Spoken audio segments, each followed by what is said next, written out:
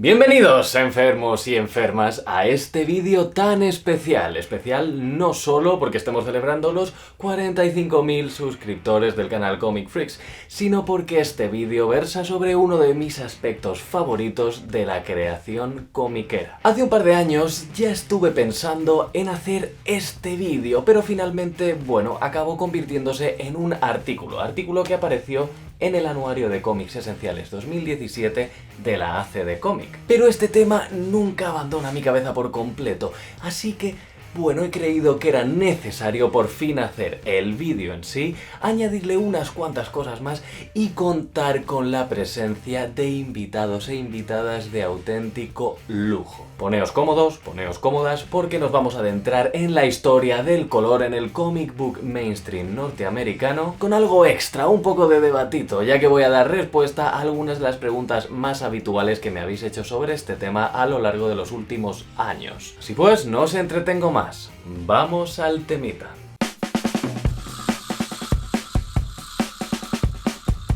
El color es lo primero que procesamos cuando abrimos un cómic. El color, o por supuesto la ausencia de él, nos proporciona un contexto emocional casi de inmediato. Y sin embargo, igual que ocurre con otros apartados técnicos del proceso de creación comiquera, como puede ser el diseño gráfico, la rotulación o el entintado, el color siempre ha estado en un segundo plano y no se le ha prestado la atención que merece. Por fortuna, sobre todo a lo largo de los últimos 30 años, la profesionalización del gremio y los avances tecnológicos, tanto de hardware como de software, han hecho que el color se posicione en un lugar esencial y adquiera un peso tremendo en el resultado de la narración final. Su importancia a día de hoy es innegable. Ya no podemos hacer eso que se ha hecho tradicionalmente de limitarnos a comentar el guión y el dibujo de un cómic. Un buen color acompañado de un buen dibujo hace que una página sea impresionante. Un mal color con un buen dibujo tira por completo la página. Yo creo que siempre se está buscando coloristas, porque es la típica cosa que todos los ilustradores en realidad queremos dibujar y queremos hacer nuestras propias cositas y el color es esa cosa que es un poco lo que hacemos porque nos surge. No sé, esto es mi opinión personal y mi propia experiencia. Yo creo que el trabajo de colorista siempre es limitarse. Trabajas en un espacio muy reducido entre lo que te permite el guionista y lo que te propone el dibujante. Si encima eres dibujante tú también, vives en una frustración continua de no tener todo el control, ¿no?, de la obra. Entonces hace falta tiempo para adaptarse, ¿no?, al rol del trabajo en equipo, que no explota del todo todas tus capacidades o tus inquietudes artísticas. También respeto mucho al dibujante, quiero decir, sacar adelante un TVO es un trabajo titánico. Es una parte tan fundamental que el ver cómo muchas veces se pasa por alto me resulta bastante triste. Cuando se leen reseñas de cómic, a menudo cada vez menos, pero siempre se ha pasado mucho por alto la labor del colorista y a menudo se le atribuye directamente la labor del colorista al dibujante sin mirar ni siquiera los créditos, y es una cosa francamente triste, pero gracias a Dios cada vez más los coloristas están en las portadas. Y pienso que siempre se está buscando coloristas y que aporten algo nuevo, algo diferente, algo que se adapte al estilo del cómic que te encargan. Yo cuando me aproximo a la página siempre pienso lo primero: ¿cómo puedo mejorar este dibujo? ¿O cómo puedo acompañarlo para contar lo que quería contar de base? ¿Cómo puedo aproximarme a la idea que tiene el guionista en su cabeza de cómo se imagina él el trabajo? Y por último, cómo yo quiero acercarme desde un punto de vista ya estético, ¿no?, desde un punto de vista ya simplemente plástico, en el que no me importa mucho la narrativa ahí, sino que solo me importa que la página quede bonita. Sobre todo en la última década hemos podido ser testigos de un mayor reconocimiento y visibilización de los profesionales del color, también por parte del resto de profesionales del entramado comiquero y otros puntitos del sector. Y esto en parte se ha debido sobre todo al uso cada vez más extendido de las redes sociales. Tal vez os pase como a mí, que me ha llevado mucho tiempo aprender a reconocer el color y valorarlo en su justa medida. Pero igual que cuando empiezas a leer cómics, te cuesta diferenciar entre un estilo de dibujante y otro, pero con el tiempo aprendes a diferenciarlos y reconocer el estilo de un dibujante nada más verlo. Puede ocurrir lo mismo con el color, aunque sea un poco más difícil. Hace años lo habría creído imposible, pero a día de hoy, ¿cómo no voy a reconocer los colores planos e irremediablemente pop de Laura Allred? O la paleta versátil e incansable de Jordi Belair, repleta de relieve, de textura, de arenisca. O el relámpago, la electricidad, la fluorescencia y el neón de Matt Wilson. Inconcebible que pueda ser eso trasladado con fidelidad al papel. ¿Y qué me decís de esos arcoíris cósmicos, de esas paletas crepusculares, estelares y maravillosas de mi adorada Jen Bartel? ¿Y qué me decís de ese filtro anaranjado que usa Tamra Bonvillain, con el que parece que sus personajes rebosan salud y que están sentados frente a un fuego hogareño? Estos matices son apreciables ahora, en la era moderna, pero la cosa se complica cuando viajamos al pasado. Nos vamos a distanciar de la era del Photoshop y vais a viajar conmigo unas cuantas décadas hacia atrás, a los inicios del cómic superheroico mainstream, a la era de la cuatricromía y el papel de pulpa. Pues yo no tengo un único referente de color que resuma, digamos, todo lo que me gusta.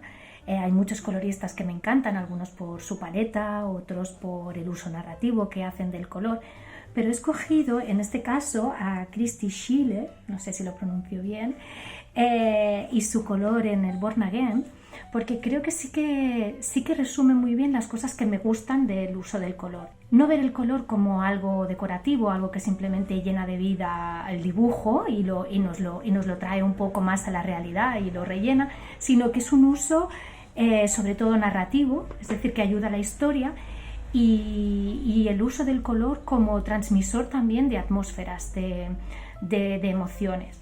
He escogido algunas páginas que me encantan, como por ejemplo esta, que como veis, ella no va rellenando cada cosa con su color exacto, simplemente para darnos detalles de la realidad, sino que usa el color sobre todo para transmitir emociones, en este caso emociones bastante fuertes y dramáticas, colores planos, obviamente el dibujo espectacular también ayuda, pero sobre todo ese uso del color, de olvidarse un poquito de mantenernos en la línea de la realidad y buscar cómo el color nos puede ayudar a contar la historia lo mejor posible. Y como veis aquí, por ejemplo, un uso totalmente aleatorio, una paleta muy fuerte de colores por bloques, pero que en cambio nos ayudan a explicar una escena de alta tensión perfectamente bien. Así que ella en este caso ha escogido este cómic en concreto, aparte de que los coloristas de esta época me encantan, este cómic en concreto creo que explica muy bien cómo me gustaría a mí llegar a utilizar al máximo el color en el cómic. Para entender la gran evolución que ha habido en el proceso de coloreado de los cómics, hay dos conceptos que debemos entender. El primero es la cuatricromía y el uso de tramas para darle color al cómic. Y segundo, el uso del famoso papel de pulpa, este papel malillo que se usaba en los cómics antiguos, el famoso papel poroso. Durante las primeras décadas del comic book mainstream superheroico norteamericano, el color respondía a la necesidad de llamar la atención sobre los personajes que había en la página. Los personajes, la acción principal, es decir, siempre vamos a encontrar un color más llamativo en esos sitios. Los fondos, los suelos van a quedar siempre relegados a un papel secundario. Y a todo esto hay que añadirle que hay combinaciones de color que no iban a quedar bien en la página final, o colores que se iban a transparentar. Había que tener en cuenta muchos factores para saber qué llegaría finalmente a la página y cómo llegaría. Esto hacía que se tomaran decisiones un poco curiosas. Sumémosle a esto la creación comiquera en forma de cadena de montaje que hay en Estados Unidos. Tened en cuenta que hablamos de una época en la que una misma persona podía estar metida en las labores editoriales, de diseño, de color. El multitasking estaba a la orden del día. Y además, echarle un poco de imaginación y pensar en cómo serían los talleres de imprenta de la época, que como bien dicen en el podcast de Pictopía sobre el color, seguramente se trataban de talleres en los los que las trabajadoras estaban prácticamente esclavizadas. A mí me gusta imaginar esto como esas imágenes que hay de los documentales de Disney donde dicen: aquí están trabajando nuestras animadoras, mirad qué bien están, pero sin tener un Walt Disney y una cámara delante para disimular que todo va bien. Debían ser unas condiciones laborales infrahumanas. Color, bien. Derechos humanos, regular. Yo lo que conozco más es la experiencia bastante individualista o tipo de la vida de ermitaño quizás del artista, que es encerrarme a dibujar y tener menos contacto con gente de la industria o otros artistas, no tanto, sino menos de lo que a mí me gustaría. A nivel europeo yo diría que se nos considera parte del equipo del dibujante, que somos responsabilidad del dibujante, porque suele ser el dibujante el que decide todo.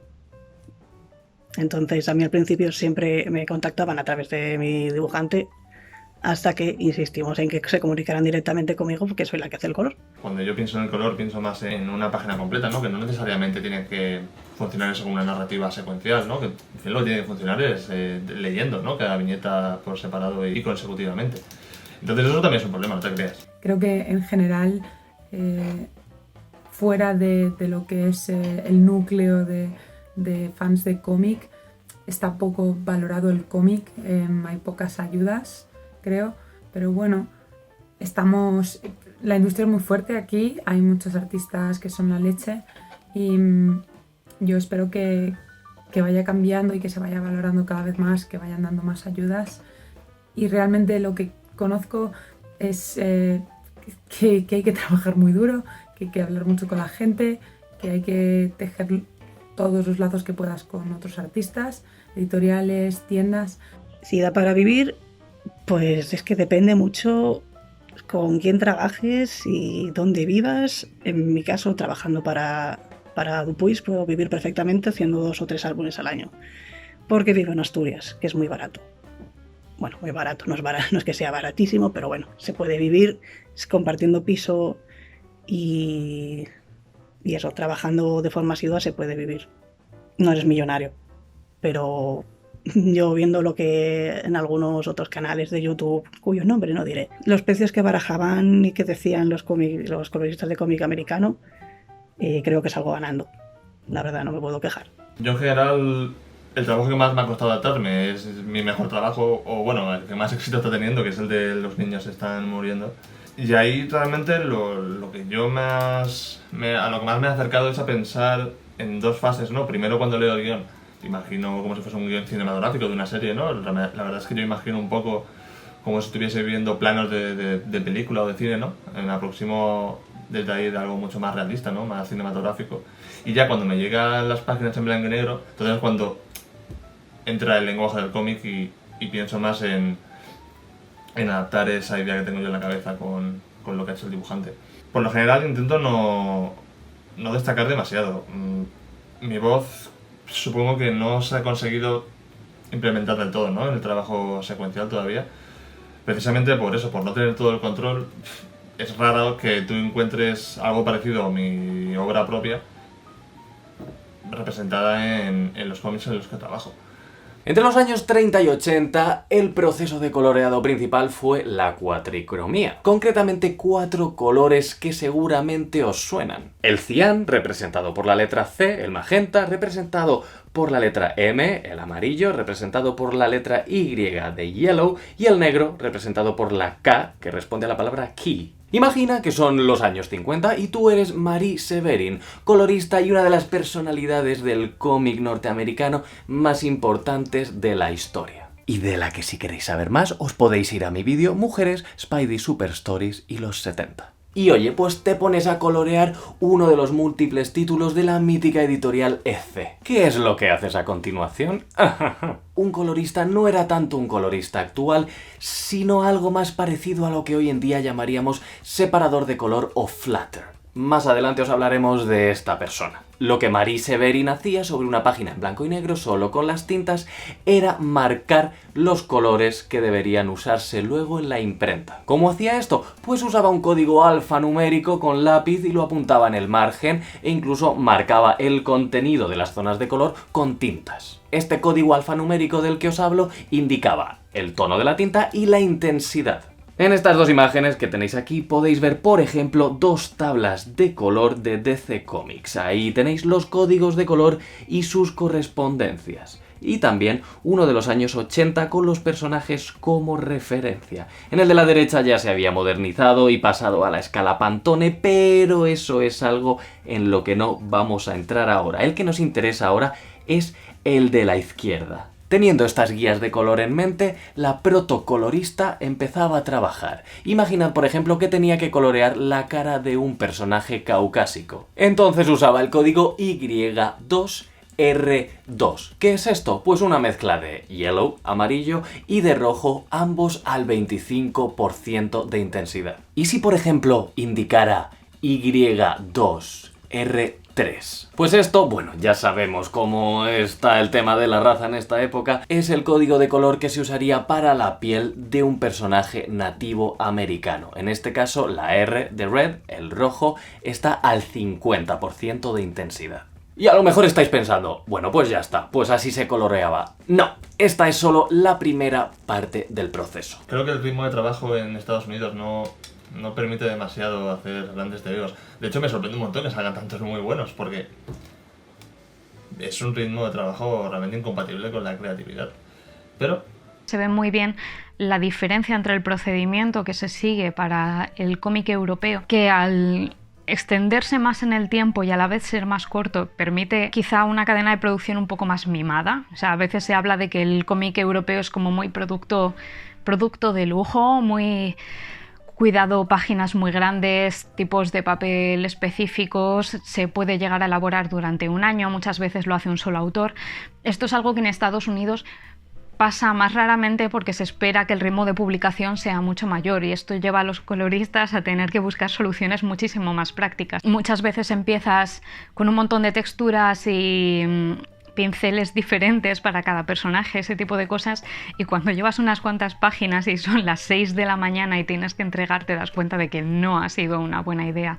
Así que generalmente este estilo más pintado de color, más con un montón de luces, sombras, etcétera, tiende a ser, sobre todo cuando es analógico, más propio del cómic europeo. Hay de todo, hay color plano en el cómic europeo independiente y hay color muy pintado en el cómic estadounidense, sin que sea por esto mejor ni peor que el cómic plano, o sea, que los colores planos. Esa es la voz quizá más flojita del cómic, ¿no? Tú tienes, sí, un cierto grado de creatividad, cierto grado de autoría dentro de la obra, pero siempre estás condicionado a incluso lo que te diga el editor, ¿no? El que me introduce una petición o un cambio que a mí a lo mejor no me gusta o no me aporta nada, pero bueno, el editor cree que sí y al final funciona y a la gente te alaba esa decisión o la interpreta como parte de tu voz propia y ni siquiera es tuya. Entonces, a partir de ahí te preguntas, bueno, ¿y qué voz tengo yo como colorista realmente? O sea, ¿cuánto de mí hay aquí en esto que he hecho un poco con prisas y con ideas que no son mías o con ideas que no me han dejado aplicar?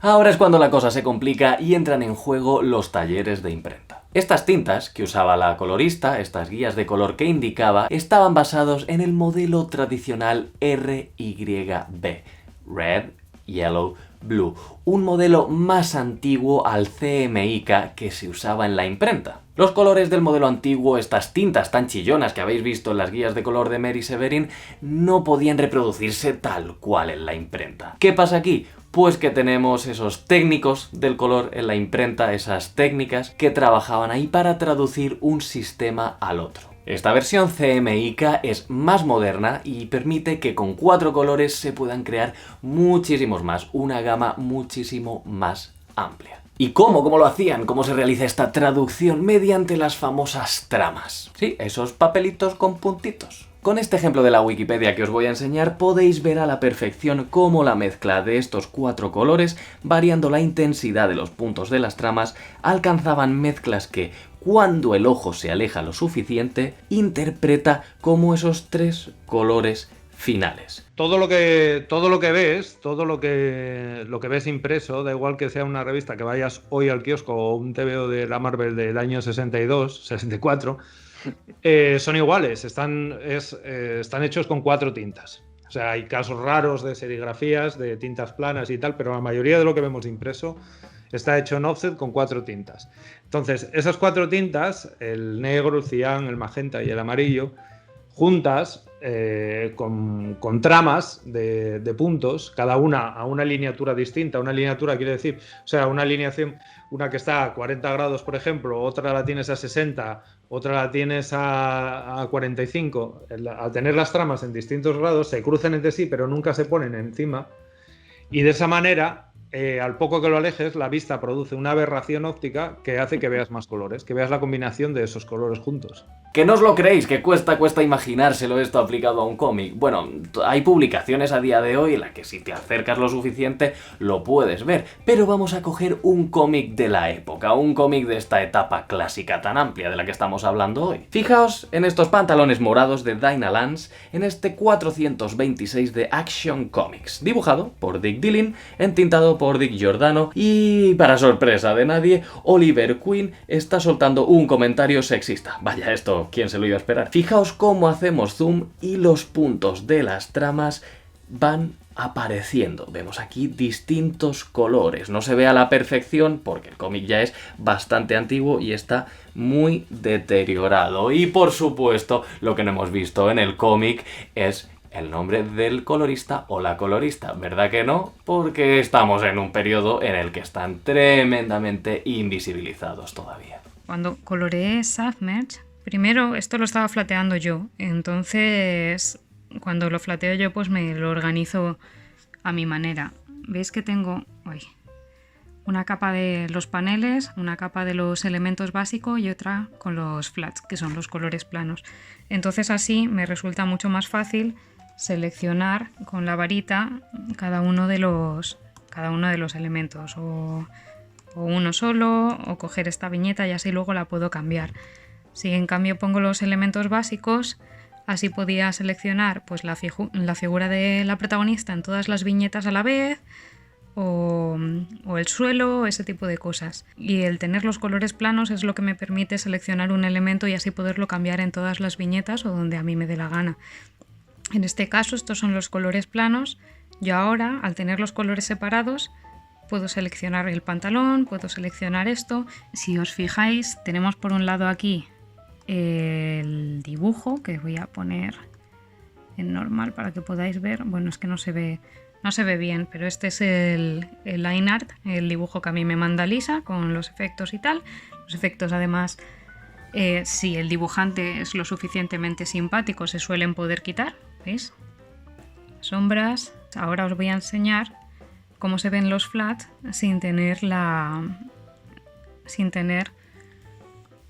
línea encima. Como podéis ver, los flats son estos colores, que son los diferentes elementos de la imagen que están perfectamente empastados. Los colores tienen que caer justo bajo la línea del dibujo.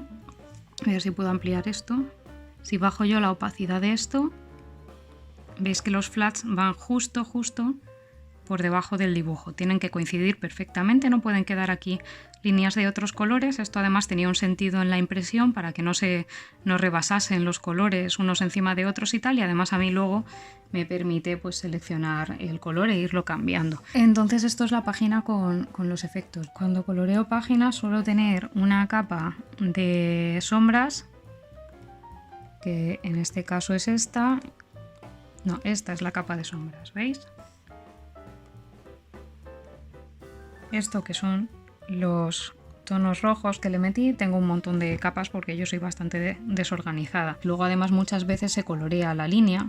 Veis que aquí, por ejemplo, he cogido el dibujo que había hecho Lisa y he coloreado la línea de otro tono para dar diferentes efectos, ese tipo de cosas. El Flutter no te manda los colores que vas a usar, el Flutter te manda los colores planos para que tú luego pongas el color que te dé la real gana. Yo ahora mismo estoy usando más Clip Studio, que es esta herramienta simpática de aquí. Por desgracia no os puedo enseñar ninguno de los archivos que estoy usando ahora mismo. Antes se usaba Photoshop, lo que pasa es que Photoshop me daba problemas y, como veis, pues Tenía pinceles con varias texturas, a veces añado texturas encima, ese tipo de cosas. Así pues, como os decía, hay muchas manos en el proceso.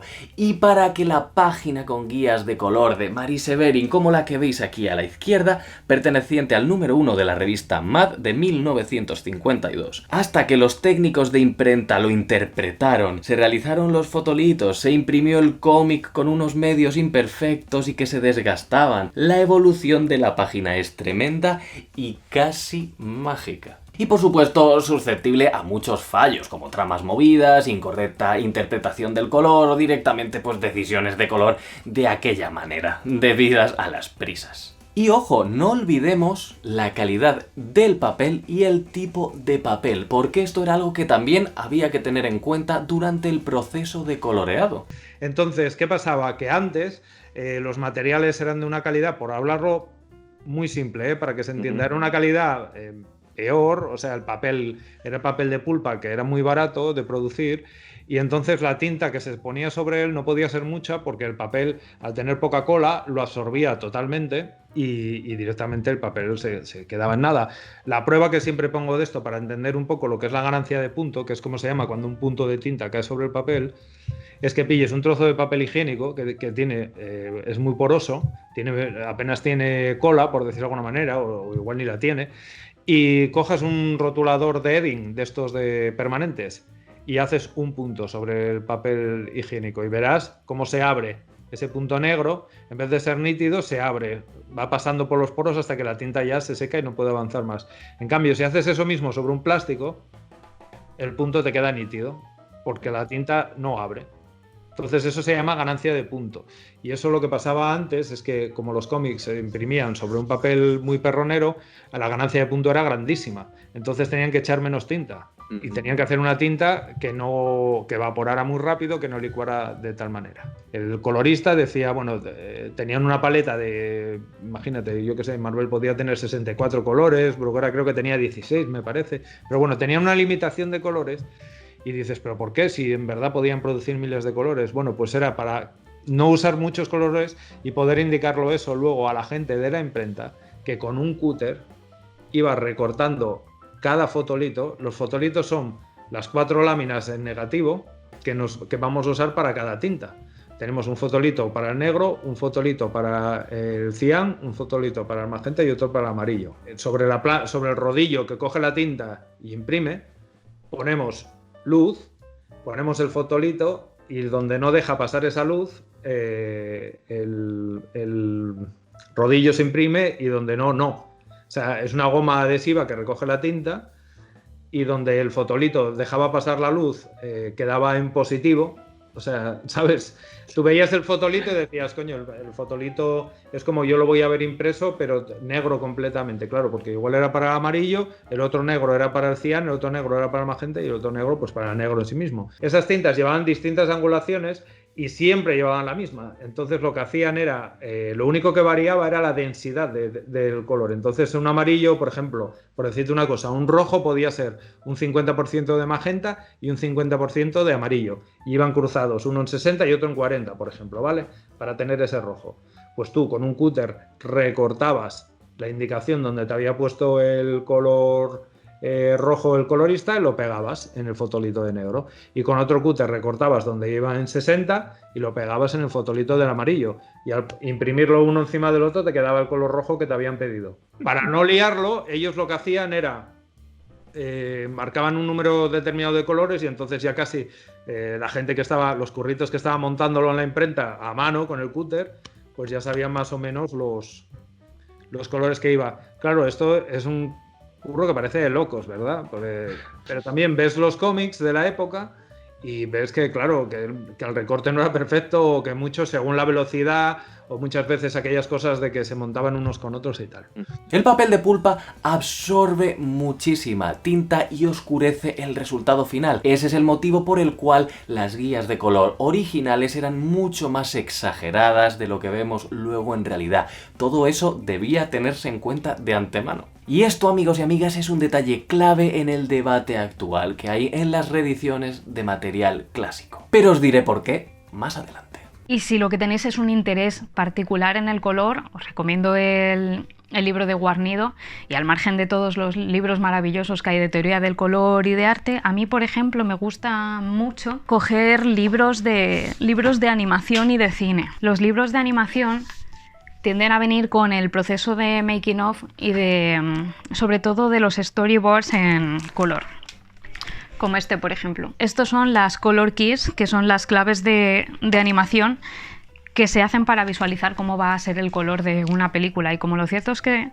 es un primo cercano del cómic, la animación, ayuda un montón a ver el proceso que se sigue para estas cosas. Yo además saco muchas referencias también del cine y de la fotografía en general. Así que a la gente a la que le interese el color recomiendo que busque muchas veces referencias en cosas que no son necesariamente cómics y libros de cómic particularmente. Vamos a centrarnos ahora un poquito en el papel. Fijaos cómo progresivamente la industria fue suplantando el papel poroso por papel cada vez más satinado. Papel satinado o glossy o estucado o cuché, que os sonará tal vez por las revistas del corazón. Sobre todo esto lo hacían ya a partir de los 80 en publicaciones más cuidadas, más artísticas, a la que le querían dar pues un giro más profesional. Mientras poco a poco se iban optimizando las técnicas de coloreado e impresión. Y sobre todo notamos en estos ejemplos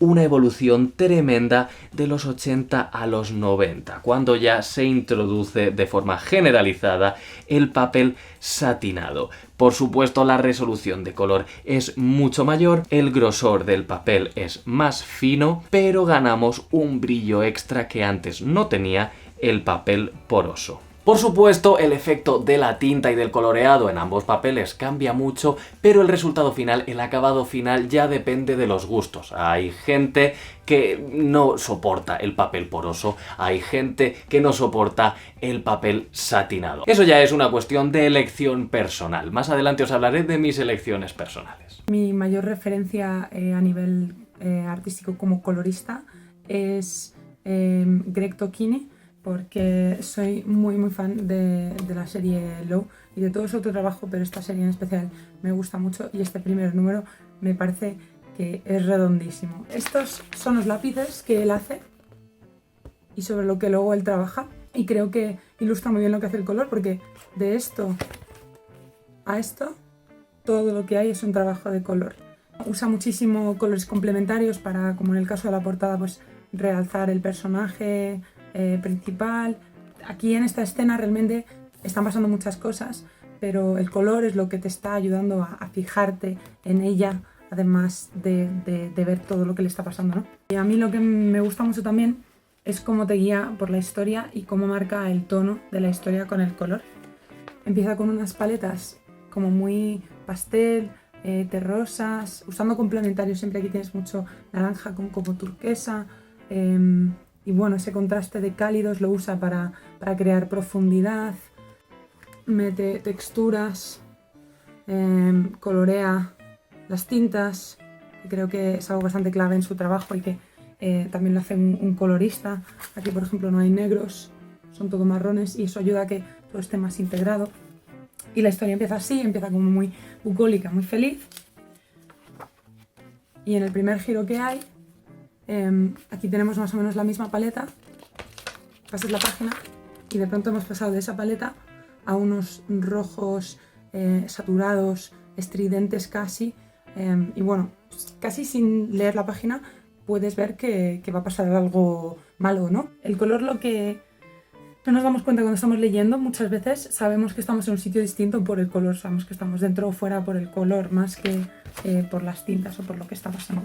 Muchos de los coloristas que están trabajando con Baut ahora mismo me encantan, me parecen una maravilla. Los últimos títulos que están sacando cada vez son de una calidad más impresionante, y quiero que veáis, por ejemplo, este color de Triona Farrell en Deep Roots. Me recuerda bastante a un estilo así muy impresionista. La cantidad de trabajo que llevan estas páginas detrás, a pesar del ritmo de publicación, es inmensa. Otro cómic que recomendaría para fijarse en el uso de color es Deadly Class. Y el color aquí lo hace Lee Lockridge, el arte es de Wes Craig. Y bueno, este color es muy distinto, es mucho más plano.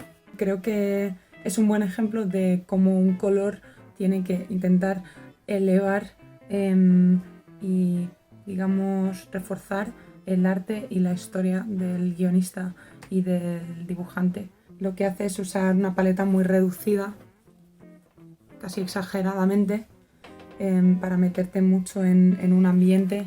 Y bueno, aquí abundan mucho pues unos verdes como kakis, unos mostaza, amarillos, luego colores más moteados, este azul como amoratado lo usa mucho para la noche, pero también como para crear tensión.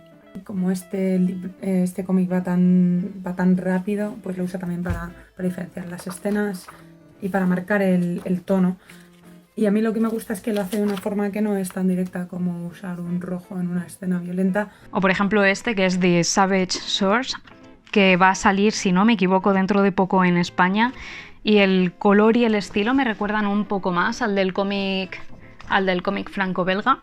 Es una auténtica maravilla. Como os comentaba antes, sobre todo en la década de los 80 empiezan a proliferar algunas publicaciones de mayor calidad, a las que se les da un distinto trato. No sé si os habéis fijado, por ejemplo, cuando estáis leyendo un recopilatorio Marvel de los 80, por ejemplo, un tomo Omnigold, que hay material con colores chillones, es decir, que proviene de un cómic coloreado con cuatricromía y papel de pulpa, y sin embargo en el mismo tomo tenemos una historia con un coloreado más delicado, con más matices, con degradados que se pueden ver. Y puede ser que os hayáis preguntado a qué se debe esto, si son de la misma época, si entre un cómic y otro en ocasiones solo hay un año de diferencia o solo unos meses. Pues esto se debe a que de cuando en cuando las editoriales sacaban títulos en formato revista, por lo tanto con otro papel, dentro de líneas, por ejemplo, de novelas gráficas, en las que se usaba papel más satinado, el proceso de coloreado era distinto, en algunos casos se aplicaba color directo que luego era fotografiado, con lo cual el resultado final distaba bastante de lo que era el típico cómic que te encontrabas en la papelería de tu barrio, lo más mainstream. Lo más normal para obtener esos fotolitos y tener una calidad mejor era usar la técnica del color directo. El color directo era que tú cogías y pintabas con acuarela, con wash, con lo que te diera por la gana, coloreabas un color normal. Normalmente lo que se hacía era sobre una copia con azul clarito y el negro lo tenías aparte. Entonces luego ibas a una Repromaster, que una Repromaster era como una cámara de fotos gigante. Y en esa cámara de fotos tú ponías arriba los fotolitos al tamaño al que iban a ir impresos. Y entonces tú sacabas como una foto del original que lo tenías puesto debajo y sacabas una foto solo con el filtro que te permitiera el amarillo, solo con el filtro del magenta, solo con el filtro del cian y solo con el filtro del negro. Y entonces tenías los 4 fotolitos por separado. Ese era el mejor sistema y así es como se imprimían, pues yo qué sé, los álbumes de Moebius o las revistas, el National Geographic, o sea, cualquier cosa se hacía así. O sea, sacabas una foto con la repro de la página montada, donde ya habían montado los colores que había hecho acuarela o con watch, ¿sabes? Y esto es un poco lo que veías luego en las ediciones más de prestigio, que eran como las novelas gráficas y todo esto, donde te permitía el uso de todos los colores y es lo que se conocía como color directo. Nos encontramos en los 80 y tenemos a nuestra disposición algunas publicaciones que cuidan más el resultado del color. Y es aquí cuando empiezan a llegar los nombres propios. Nombres, por ejemplo, como el de la colorista Lynn Varley. Lynn Varley comienza a implicarse en el proceso de coloreado muchísimo, incluso a nivel de imprenta, ya que en obras como Ronin, 1983, guión de Frank Miller, ya vemos un coloreado muy especial, en el que estuvieron muy encima. Si os fijáis, aunque el color obviamente no es idéntico, porque hay una evolución técnica, una mejora del papel, no idéntica, pero sigue teniendo matices igual que ocurría en el original. Y a diferencia de otro cómic superheroico de la época reeditado, en el caso de Ronin, la diferencia de color no es tan llamativa. Ronin es otra maravilla de color. Me voló la cabeza y además Ronin la compré en la época de niño y era como... ¿Pero esto de dónde viene? ¡Qué guay! Otra obra que te destacaría sería Dark Knight 2, el Dark Knight, el contraataque del Caballero Oscuro, como se llamó aquí en español, de Frank Miller, y el color de Lynn Varley. De Lynn Varley recomendaría todo su color, es quizás... Te diría, para mí la colorista completa, toda su obra me encanta, me flipa. Y en esta obra en especial me gusta muchísimo porque supuso un paso para ella al color digital, y en vez de ir a lo que se estaba haciendo en ese momento, que era un poco con el color digital imitar lo que era el color analógico, cogió y utilizó la herramienta como tal. O sea, es un cómic que está coloreado digital y hace gala de ello, hace gala de la tecnología del momento y hace gala de las expresiones y de la libertad creativa que te daba la paleta digital por aquel entonces, ¿no? Otro factor clave de los 80 fue la experimentación informática con el color, y el caso más importante de esto fue el coloreado de Akira en 1989 por la empresa Olyoptics, que pertenecía a Steve Olive, uno de los coloristas también más famosos. Esta empresa fue pionera en realizar la separación de color por ordenador. Y con estos datos, con estas innovaciones tecnológicas a finales de los 80, llegamos a los 90. Más en concreto a 1992, uno de los años clave de la industria norteamericana del cómic. Bueno, a ver, yo viví directamente el cambio del analógico al digital. Lo viví físicamente porque lo estudié. O sea, soy diseñador gráfico de formación, pero estudié no de Bellas Artes, sino de graduado con lo que era como un FP2 en Artes y Oficios. Entonces teníamos una asignatura heavy, fuerte, que se llamaba Técnicas de Reproducción, que no tenía nada que ver con tener hijos, sino con cómo imprimir cosas, ¿no? Y cuando yo entré en el 89 y pillé el cambio de cómo se hacía manualmente. O sea, yo sé hacer fotolitos a mano, tío, como se hacían en los TVOs antes. Sé cómo se maneja una Repromaster y sé cómo funciona una offset de arriba a abajo perfectamente. Y luego viví el cambio digital porque fui de los primeros en manejar un Mac en el 91.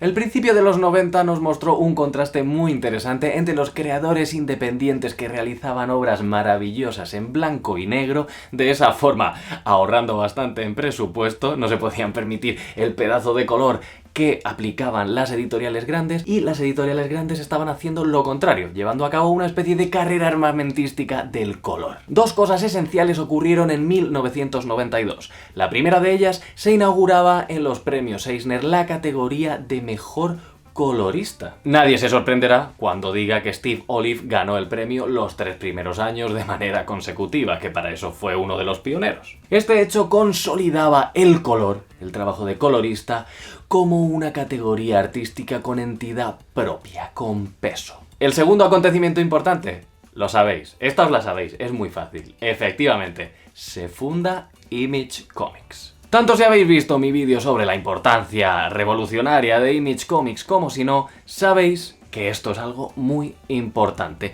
Pero lo que tal vez no sepáis es el papel que tuvo sobre el color en la industria. ¿Qué ocurrió? Que entre revoluciones estéticas, fugas de autores y cambios del status quo, Image Comics implementó la contratación de empresas externas para que le aplicaran el color a sus obras. Empresas especializadas en el color, empresas como la Olyoptics de Steve Olive. Junto con este nuevo sistema de coloreado, además se introduce ya definitivamente el papel satinado para sus publicaciones, que es el papel que va bien con este nuevo coloreado digital. ¿Y qué ocurre? Pues que Image Comics ya fuerza a Marvel y DC a que se pongan las pilas y salten a la piscina del color digital y el papel satinado. Tenemos aquí una época efervescente de cambio tecnológico y de materiales. A ver, yo nunca me había planteado el color como tema independiente del dibujo en el cómic hasta que me leí los cómics del Mago de Oz de Marvel, los que sacaron dibujados por Scott y Young. Están publicados en España y el caso es que cuando los vi me parecieron de los cómics más bonitos que había visto visualmente en mi vida. El color es muy cinematográfico, me pareció un ejemplo tan claro de que el color se equipara un poco a la dirección de fotografía en una película, que me dejó muy impresionada porque estaba muy metida en el cine en ese momento, y hay una dirección de iluminación, de paleta muy impresionante en ese cómic, de uso de texturas, de cambios de ambientación, que me dejó muy patidifusa. Por supuesto, este proceso no era todavía perfecto, estaba en pañales. Los profesionales que trabajaban en estos estudios de color no eran profesionales formados, todo esto era nuevo, se iba aprendiendo sobre la marcha. No es de extrañar que en los primeros cómics de Image, sobre todo, veamos efectos demasiado exagerados, muy saturados, mucho brillo, mucho efecto metálico. Imagina que empiezas a toquetear para aprender a manejar un programa y te vienes arriba de todas las cosas que puedes hacer con eso. Pues yo lo veo un poco así. Lo bueno que tienen los cómics de esta época es que al estar ya coloreados de forma digital y sobre papel satinado, las remasterizaciones de color de estos cómics suelen ser muy buenas. Uno de los ejemplos que me encanta enseñar es el de Spawn. El color que hay en las reediciones actuales de Spawn me parece maravilloso. Mejora considerablemente incluso con el recoloreado actual, sin dejar la sensación de que se ha sido infiel a la intención artística de la edición primigenia. Mirad esta doble página de la edición americana del número 2 de Spawn de 1992 y la misma doble página de la edición integral española de 2016. Los colores son más vivos gracias a la nueva tinta y al nuevo papel, pero son los mismos colores. La versión es fiel. La diferencia que te encuentras cuando aparece el color digital es que te ahorras el paso de la ReproMaster. O sea, la ReproMaster, aquello que te decía yo de hacer una foto así, ya no lo tienes. Hay una máquina que imprime los fotolitos y tú directamente envías desde el ordenador el archivo que has coloreado y la máquina te va a imprimir el fotolito de magenta, el fotolito de amarillo, porque tienes los canales simulados en el Photoshop. Esto el Photoshop te permite simular hasta la calidad del papel, te permite simular hasta un poco el negro, si va a montar o no encima de los otros colores. Una de las cosas, por ejemplo, que verías en los cómics antiguos es que donde pisaba el negro, a veces los colores veías la forma del recorte del color de debajo. Eso era porque no era un negro enriquecido, era una tinta de negro sin más. Entonces, al poner encima los otros colores, quedaba la marca de los otros colores si estaban mal recortados, si no recortaban la figura negro. Entonces, lo que hace el ordenador, y se podía hacer, por ejemplo, con el color directo este antes que os decía, era crear un negro que tuviera los otros tres colores en él. A ese negro le añades un poco de cian, un poco de magenta y un poco de amarillo, y te queda una especie de negro enriquecido que te permite que no haya ni bordes ni esas cosas horribles que se veían. Pues mira, yo siempre pongo de ejemplo los tebeos de Surco, por ejemplo, los primeros cómics de X-Men de Byrne que se publicaban, de Claremont y Byrne que se publicaban aquí en España. Era increíble porque el negro era realmente como un gris y veías perfectamente todos estos recortes. Donde se sumaban los otros colores había un negro riquísimo, pero donde no, entonces hacía un efecto rarísimo, ¿no? Y bueno, un poco es eso. Luego lo que haces con el digital es crear los fotolitos aparte. Esos fotolitos se imprimen y se llevan a offset, pero las offset modernas, las imprentas modernas, son tan virgueras ya que los propios rodillos se pueden imprimir digitalmente, o sea que no necesitas ya ni crear el propio fotolito químico. Desde que se introduce el color digital hasta hoy, como podéis imaginar, la evolución ha sido impresionante. Y no solo por la mejora continua de los ordenadores, por la aparición de lápices ópticos, tabletas, sino por la aparición de software específico de tratamiento de color y también programas específicos para dibujo digital. Estamos ya en la era del Photoshop, estamos en la época del Manga Studio. Las limitaciones de imprenta y los truquillos para subsanarlas han desaparecido, ya no son necesarias. Ahora todo es experimentación y mejorar y hacer cosas cada vez más increíbles. Es la era de la superposición de las capas para dar textura, para dar gradientes. Una época en la que puedes cambiar el color de la línea. Algo impensable tiempo atrás. Amigos, amigas, la base en blanco y negro ya no es algo escrito en piedra. Y el gremio de los coloristas crece, se profesionaliza y consigue una capacidad para dar matices y detalle que hace que también aparezca una nueva figura. La figura del asistente de color o flatter. Alguien indispensable para que los mejores coloristas puedan llevar a cabo la ingente producción que llevan a lo largo de un mes. Los que no están en las portadas son los flatters, que son los asistentes de los coloristas, y eso es una cosa que tenemos que reivindicar todo lo posible, porque los flatters son las personas que ayudan a los coloristas a preparar la página, a colocar los colores planos, que es una labor increíblemente densa de hacer, que roba muchísimo tiempo y que muchas veces los coloristas, que sobre todo tienen más sagas que hacer a lo largo de un mes, no podrían llevar a cabo sin la ayuda de un flatter, y tristemente esta figura todavía no está representada prácticamente en ninguna portada. Creo que el único flatter que conozco que sale en portadas de vez en cuando es Dee Cunniffe, que es el flatter usual de Matt Wilson, es colorista además,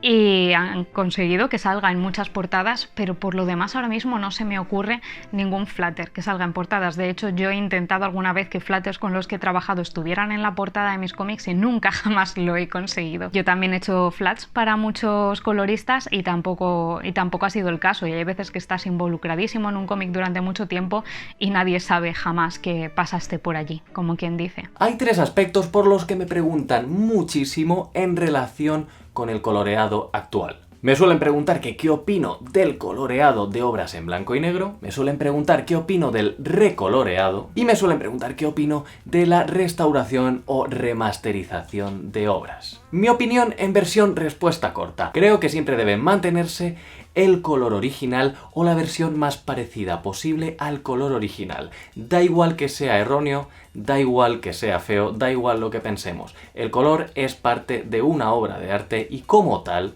debe respetarse la forma original. ¿Por qué? Tan sencillo como que esa forma original nos dice mucho de su contexto histórico.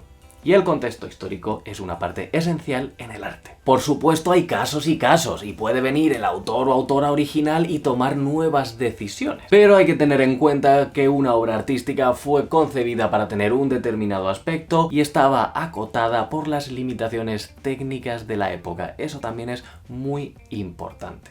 Creo que aunque hay coloristas increíblemente buenos como Matt Wilson o Jordi Belair, que consiguen que los dibujantes parezca que se colorean a sí mismos de la unión que hay entre ellos, ¿no? Por ejemplo, si ves el último Hellblazer de Matías Vergara con Jordi Belair, no te puedes creer que la tinta, los grises de la tinta aguadas en acuarela y el color de Jordi no vengan de la misma persona, por realmente lo rotundo que es. Y lo mismo con Matt Wilson, que se ha adaptado a estilos de dibujo muy diferentes, con estilos muy distintos de color y siempre con un resultado excepcional. Pero si quieres aprender los mejores usos de color, creo que la mirada debe seguir estando en los autores completos. No porque sean mejores, sino porque es más fácil saltarse todos esos filtros y todas esas problemáticas de trabajar en equipo. Al final tú estás muy constatado para tener una libertad creativa total, como si tienen los autores completos, y creo que ahí se encuentran todavía los mejores ejemplos, ¿no?, de uso del color. Y yo voy a elegir a nuestra amiga Tilly Walden, que con su En un rayo de sol, editado por La Cúpula, completamente alucinante en el uso del color, tanto en narrativa como en una estética de página. O sea, creo que lo anula todo lo que me gusta y todo lo que me gustaría ser capaz de hacer si me dejasen. El coloreado de obras en blanco y negro. A priori no tengo nada en contra. De hecho, hay muchos casos que me gustan. Pero claro, el coloreado de obras que originalmente salieron en blanco y negro suele contar primero con la aprobación de los autores, o la opción en color es una opción muy cuidada que va en consonancia con la obra, y además la obra original no se destruye, sino que habitualmente están simultáneamente a la venta ambas. Puedes elegir la que más rabia te dé. Y por último, en algunos casos, esta nueva versión en color te da un extra, una nueva lectura muy interesante de la obra. En ocasiones la obra gana, en otras ocasiones simplemente es distinta pero igualmente interesante. Se me ocurren ejemplos maravillosos como Bone, me gusta tanto en blanco y negro como en color, otros como Scott Pilgrim, que creo que en color mejora porque genera dudas la versión en blanco y negro en algunas ocasiones, Akira también me gusta tanto en color como en blanco y negro, y hay casos más controvertidos como el nuevo coloreado de From Hell, que claro, es llevado a cabo por el dibujante original, con lo cual tú dices, pues tengo que estar de acuerdo con esto. A priori lo apruebo. Pero es que claramente este recoloreado destruye una atmósfera original muy concreta. La nueva obra no tiene nada que ver con lo anterior y además creo que la nueva versión transmite algo que es incorrecto con respecto a lo que se quería transmitir inicialmente. Para comprender la importancia del color, yo miraría un ejemplo muy básico, es que Sin City me parece que el uso súper selectivo que hace del color es magistral, porque te lleva el ojo a donde quiere que te lleve, y me parece que eso es clave para entender cómo funciona el color y qué puede aportar a una narrativa, que no sea solo hacerlo más vendible, más comercial o más bonito. Aquí está un TVO de Watchmen, que es la edición esta tan guay que salió hace poco, con colores de John Higgins, sobre el dibujo mítico de Gibbons, que bueno, yo creo que la obra la conoce todo el mundo, y para mí es un claro ejemplo del típico TVO que sin el color no sería lo mismo, ¿no? Que cumple narrativamente, es importantísimo, o sea, no me imagino el TVO sin esos colores. Watchmen me parece que tiene una paleta preciosa, me parece una paleta extraña para un cómic tan serio, pero me parece que te quiere retrotraer, si quieres, a ese cómic americano de superhéroes más clásico, con esas paletas más básicas, más primarias, y me parece que se habla poco del color de Watchmen con lo bonito que es y con las paletas tan cookies que tiene. La edición quizás que más me gusta es la original, la que estaba en papel mate, porque creo que es un color que estaba pensado para ese papel, pero es un tipo de color que me encanta porque es muy narrativo, muy sencillo, plano y sin más complicación, y en cambio es complicadísimo, porque una de las cosas que se encuentra la mayoría de los coloristas hoy en día es que colorear plano parece como lo más sencillo del mundo, pero en verdad es lo más complicado. O sea, te exige un dominio del tono y un control de la forma impresionante, aunque parezca mentira. ¿Qué ocurre con el recoloreado? Bueno, en general, aunque en todo hay excepciones, me parece que nunca debe recolorearse una obra, salvo que la intención sea que quede más cerca de la versión original, que se parezca más al color que originalmente llegó a los kioscos en, digamos, los años 60. Aunque yo diría que en ese caso deberíamos hablar de restauración, de lo que hablaremos ahora después. Uno de los casos de recoloreado más recordados y controvertidos es el de La broma asesina. Voy a apartar las controversias propias de la obra y me voy a centrar solo en este aspecto técnico porque creo que es interesante para este vídeo. Los colores que John Higgins hizo para La broma asesina originalmente eran terroríficos, eran psicotrópicos, eran febriles. Y para su edición del 20 aniversario, el dibujante Brian Boland recoloreó la obra según lo que a él le habría gustado originalmente. El trabajo de color no me parece malo per se, todo lo contrario, en general me gusta todo lo que haga Brian Boland. El problema es que rehacer con herramientas de 2008 algo que se hizo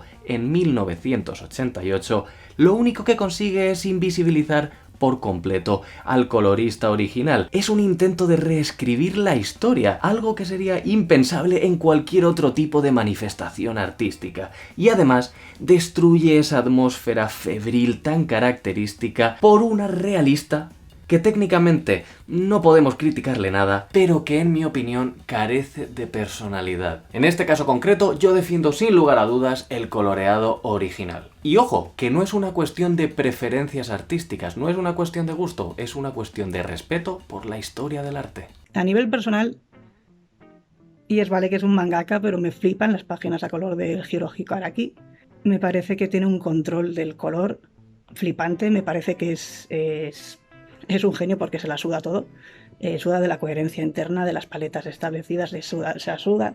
Si un personaje debería tener pelo rojo y se lo pone azul, ¿qué más le da? Porque lo que importa es transmitir un sentimiento, y aunque haya muy poquitas páginas a color en el manga, las que hay es que son una barbaridad, porque son muy expresivas, son muy emocionales, si quieres, te llevan directamente a la idea de que estás leyendo una cosa que es muy bizarra. Me parece la hostia, y me parece que esa libertad de pensamiento, de no atarte a las paletas que has construido, a saltarte las normas, es una cosa que ojalá tenerla yo. Y me gustaría finalizar con un último caso, porque recientemente ha llegado a mis manos cierta información de profesionales del mundillo norteamericano que creo que es muy importante reflejar aquí. Hablo de la remasterización de color en material que suele considerarse clásico. Ojo, hay mucho debate con lo que significa clásico. Cuando yo digo clásico no estoy aplicando ningún tipo de cualidad a la obra. Para mí clásico es una palabra que uso en general para referirme a obras anteriores a los 90. Es decir, que no los considero ni mejores ni peores, simplemente anteriores. En las reediciones actuales de material de las décadas de los 60, 70, 80 nos encontramos con un problema, y es que los colores son muy chillones, muy puros, con un blanco nuclear. Es bastante habitual que a veces ni reparemos en ello. Tú estás leyendo tus clásicos Marvel, tus clásicos DC y dices, ¡ay! Estos cómics cómo eran, qué colores más chillones, pero es que en realidad no eran así. Puede que tú no te des cuenta de esto cuando estás leyendo un Omnigol de Panini o un tomo de grandes autores de ECC, pero cuando te ponen al lado una página de ese mismo cómic, entonces es cuando la realidad es evidente y te das cuenta de que la pérdida artística es tremenda. Pero es que aquí viene lo curioso, esto no es necesariamente un recoloreado. Lo que está ocurriendo aquí no es una falta de fidelidad a los colores originales, es un poquito más complicado que eso. Es más, se están usando los colores originales. ¿Qué es lo que ocurre entonces? Os lo cuento. Fijaos en estos ejemplos. Todos estos ejemplos que veis en pantalla son comparativas entre las páginas originales y la versión de la que disponemos en ediciones actuales. Todas estas muestras las he extraído de un hilo de Twitter del editor, traductor y ganador del Eisner, Zach Davison, que a su vez se basa en un comentario, en un repaso a estas obras que hizo el famoso colorista José Villarrubia. ¿Cómo puede ser que haya tanta diferencia del original a la edición actual? ¿No se están basando en los mismos colores?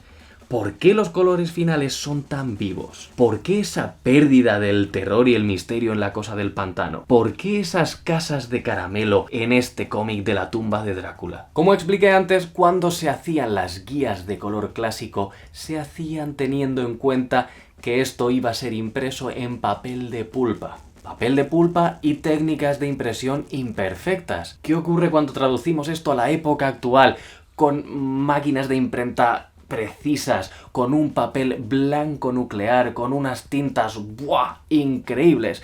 Pues que no está bien ajustado, que no puedes conseguir el mismo efecto porque el color clásico lleva imperfecciones de base que en el color nuevo no están siendo tenidas en cuenta. Es tan sencillo como que de un papel poroso ya de entrada amarillento a un papel satinado de blanco nuclear actual, obviamente por muy fiel que creas que estás siendo al color original, olvídate que el resultado no lo va a ser. Además, hay un componente un poco aleatorio o misterioso que no podemos saber con seguridad. La persona, el técnico de color que está recoloreando, que le está aplicando el color supuestamente que es a la nueva versión, a la reedición, ¿de dónde está sacando ese color?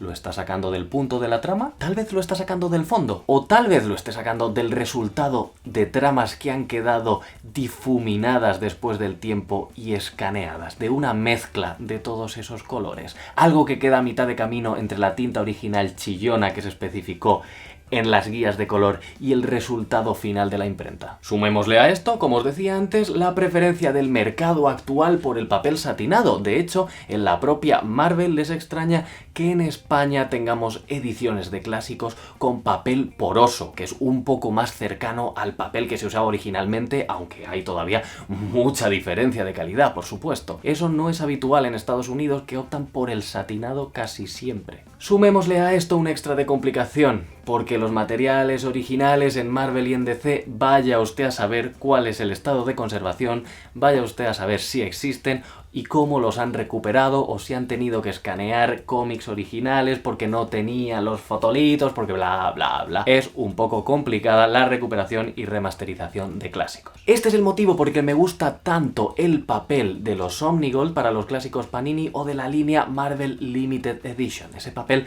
más porosito, y al mismo tiempo no soporto el papel que se usa en la línea Gold, ese papel más satinado, para cómics que muchas veces son de la misma época. Lo mismo me ocurre con la línea de grandes autores de ECC. No soy un gran fan del papel satinado. Aunque el papel poroso de los Omnigold, por ejemplo, sigue sin ser perfecto, al menos al ser poroso reduce un poco esa saturación de color y le da algo más de sombra y matiz a los colores chillones. Bueno, es que José descubrió incluso que están redibujados los clásicos, que eso es un horror.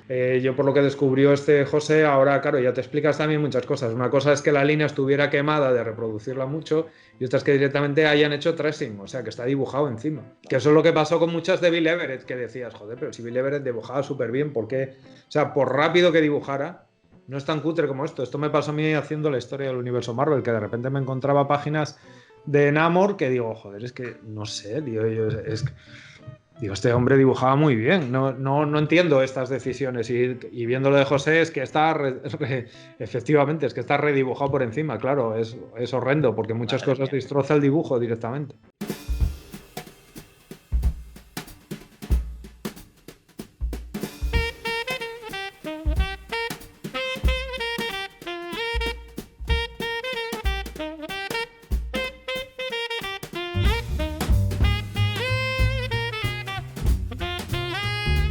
Y luego, el último que te pondría ya, el tercero, pues sería de una amiga.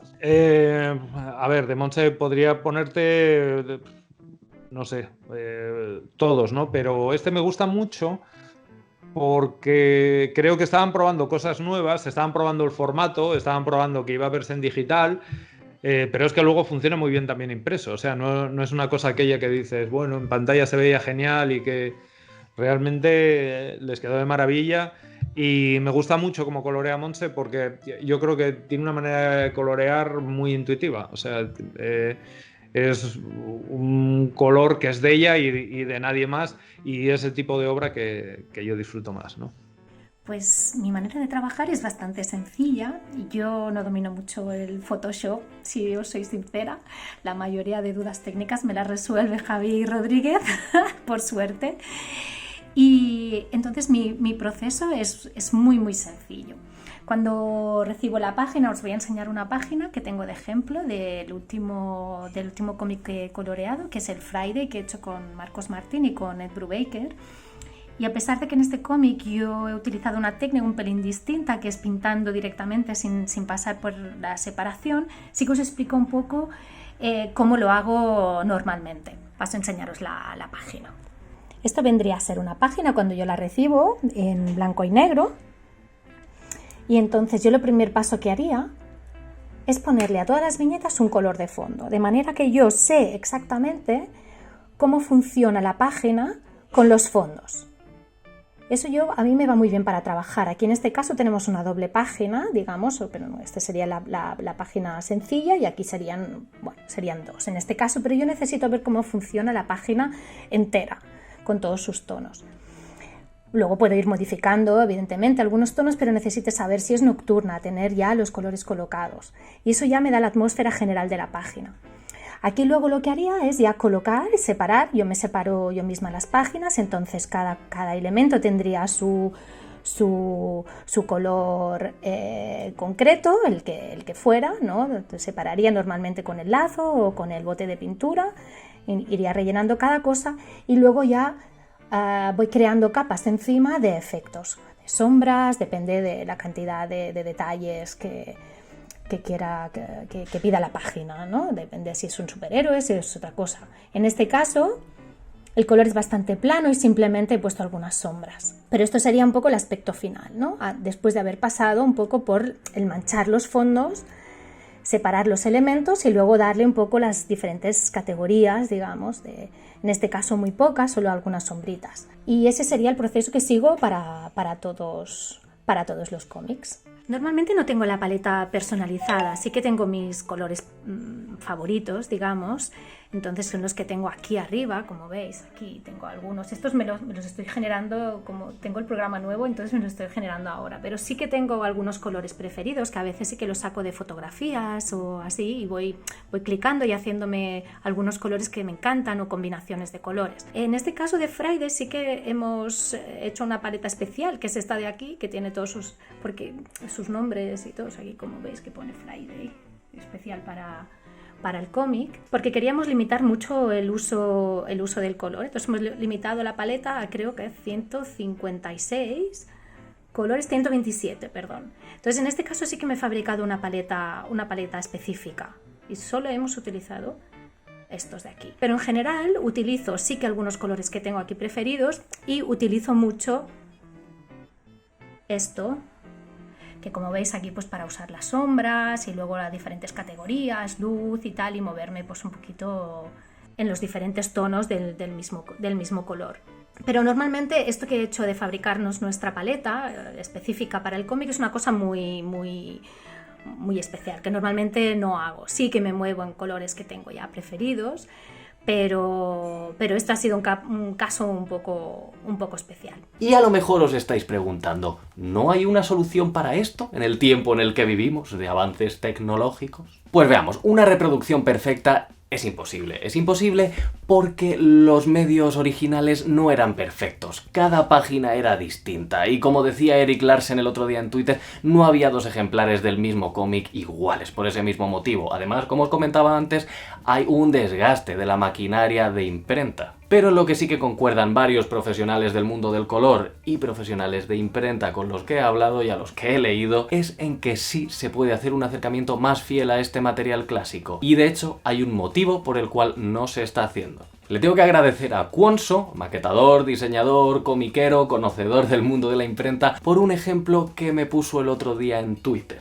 Vemos en este ejemplo cómo con un simple retoque de saturación casi instantáneo se consigue de inmediato la fidelidad con respecto al original. Otros coloristas concuerdan con que esto es posible y sencillo, aunque no puede automatizarse por los motivos que os he comentado antes. Y si es tan sencillo, ¿por qué no se hace? ¿Por qué no es esta una práctica generalizada? Poner a alguien que sabe hacer pequeños retoquitos en estas reediciones. ¡Ay, amigos y amigas! La respuesta, según Zach Davison, es muy sencilla y es algo que os he dicho ya en muchas ocasiones.